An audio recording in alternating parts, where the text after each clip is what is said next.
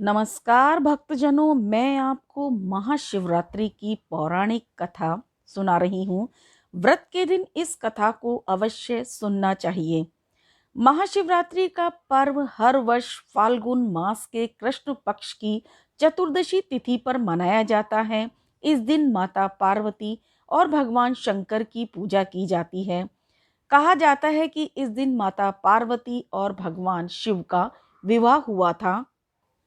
महाशिवरात्रि पर भगवान शिव की आराधना करने से सभी कष्ट दूर हो जाते हैं और भय पर विजय प्राप्त होती है।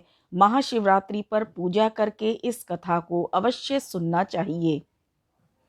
चित्रभानु नाम के शिकारी की यह कथा शिव पुराण में मिलती है। बहुत समय पहले चित्रभानु अपने परिवार का पेट भरने के लिए शिकार किया करता था। गरीब होने के चलते वह साहूकार से कर्ज लिया करता था, जिससे वह समय पर चुका नहीं पाता और अपना कर्ज वसूलने के लिए एक दिन साहूकार ने चित्रभानु को कैद कर लिया, जिसकी वजह से चित्रभानु को भूखा और प्यासा रहना पड़ा था। इसी बीच चित्रभानु ने भगवान शिव की आराधना की। चित्रभानु को पैसे व्यवस्थित करने के लिए साहूकार ने शाम को उसे छोड़ दिया, जिसके बाद चित्रभानु जंगल में दर दर शिकार ढूंढने के लिए भटकता रहा।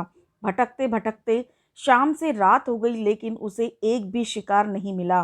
पास में एक बेल का पेड़ था, जिस पर वह चढ़ गया। उस बेल के पेड़ के नीचे एक शिवलिंग मौजूद था। चित्रभानु की वजह से बेलपत्र टूट टूट कर शिवलिंग पर गिरती रही।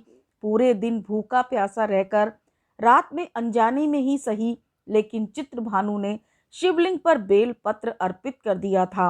रात के समय तालाब के पास एक गर्भवती हिरनी आई। चित्रभानु उस गर्भवती हिरनी को मारने ही वाला था। तभी उस गर्भवती हिरनी ने उसे कहा कि वह जल्द ही अपने बच्चे को जन्म देने वाली है।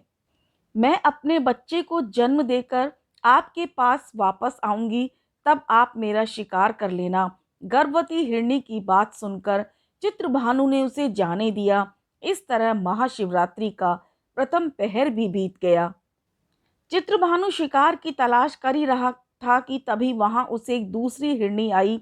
हिरनी को देखते ही चित्रभानु शिकार के लिए तैयार हो गया था, किंतु हिरनी ने उसे कहा, अभी ऋतु से मुक्त होकर आई है और अपने पति की खोज कर रही है। हिरनी ने उससे वादा किया कि वह अपने पति से मिलकर शिकार के पास वापस लौटेगी। चित्रभानु ने उसे जाने दिया। इस तरह आखिरी प्रहर भी बीत गया। चित्रभानु की वजह से वापस बेलपत्र शिवलिंग पर गिरे, जिसकी वजह से दूसरे प्रहर की पूजा भी समाप्त हो गई। कुछ समय बाद वहां से तीसरी हिरनी अपने बच्चों के साथ आई। चित्रभानु फिर से हिरनी के शिकार के लिए तैयार हो गया। हिरनी ने कहा कि वह इन बच्चों को अपने पिता के पास छोड़कर वापस आ जाएगी। हिरनी की बात सुनकर चित्रभानु ने उसे छोड़ दिया। इस तरह चित्रभानु ने पूरा दिन उपवास रखा और रात्रि जागरण किया। चित्रभानु अपने कर्ज और परिवार की चिंता में डूबा हुआ था। तभी वहां एक हिरण आया।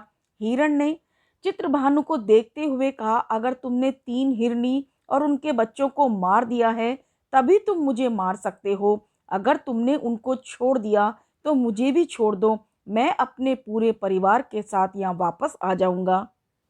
चित्रभानु ने हिरण को घटने वाली घटना बताई। तब हिरण ने जवाब दिया कि वह 3 हिरनियां उसकी पत्नी थी। अगर तुमने मुझे मार दिया तो वह 3 हिरनी अपना वादा पूरा नहीं कर पाएंगी। मेरा विश्वास करो, मैं अपने पूरे परिवार के साथ यहाँ वापस जल्द आऊंगा। हिरण की बात सुनकर चित्रभानु ने उसे जाने दिया। इस तरह चित्रभानु का हृदय परिवर्तन हो गया और उसका मन पवित्र हो गया। रात भर चित्रभानु ने भगवान शिव की आराधना की थी, जिसकी वजह से भगवान शिव उस पर प्रसन्न हो गए थे। कुछ देर बाद हिरण अपने पूरे परिवार के साथ चित्रभानु के पास पहुंच गया था। हिरण और उसके परिवार को देखकर चित्रभानु बहुत खुश हुआ। उसने हिरण के पूरे परिवार को जीवन दान देने का वचन दिया। इस तरह चित्रभानु को मोक्ष की प्राप्ति हुई और मरने के बाद उसे शिवलोक में जगह मिली। बोले शंकर भगवान की जय।